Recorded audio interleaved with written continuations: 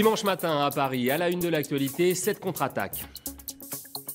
Il voulait finir en montant l'opinion publique mondiale contre l'Iran. Tout cela a été organisé avec soin et intelligence. Mahmoud Ahmadinejad donne sa version. Le président iranien dénonce la pseudo-découverte du G20. Il se dit prêt à ouvrir les portes de sa deuxième usine nucléaire aux experts. Le banquier délaissé pour compte, Hugo Chavez, lui aussi défie le G20. Il lance la Banque du Sud, une naissance officielle en plein sommet américano-africain au Venezuela.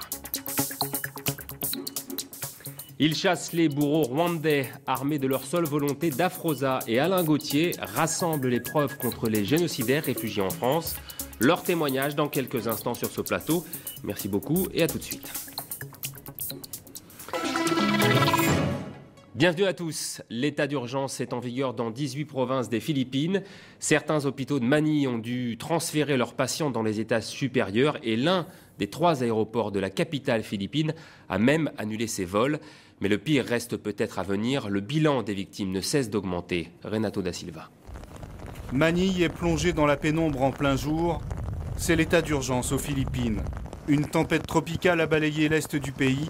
En moins d'une journée, il est tombé l'équivalent d'un mois de pluie. La vie a été stoppée net par les inondations. J'ai dû abandonner mon taxi, dit ce chauffeur. Mon patron devra comprendre que si j'avais poursuivi ma route au volant, le problème aurait été plus grave encore. 50 personnes au moins sont mortes, plusieurs milliers ont dû abandonner leur maison. Un bilan très provisoire. L'armée a été appelée à la rescousse pour secourir les sinistrés. Une vingtaine de tempêtes frappent chaque année les Philippines, mais ces inondations sont les pires qu'ait connues Manille depuis 20 ans. 48 morts en Afghanistan hier, dont 42 talibans. Le macabre décompte des violences se poursuit. Américains et alliés semblent aujourd'hui impuissants. Ils s'attaquent donc au nerf de la guerre, l'argent. Ils ont annoncé l'arrestation d'un des responsables financiers talibans. Saïf Rahman Zibazda a été capturé dans la région de Monari. On voit ici l'hélicoptère qu'il a transporté lors de son arrestation.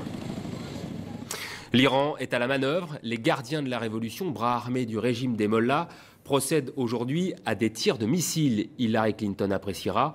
La patronne de la diplomatie américaine applaudit surtout la dernière annonce d'Ahmadinejad.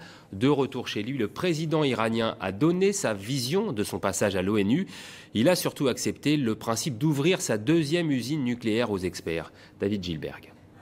Retour en fanfare pour Mahmoud Ahmadinejad. Après sa semaine américaine pendant laquelle il a défié le reste du monde, le président iranien a débarqué samedi à Téhéran, faisant à nouveau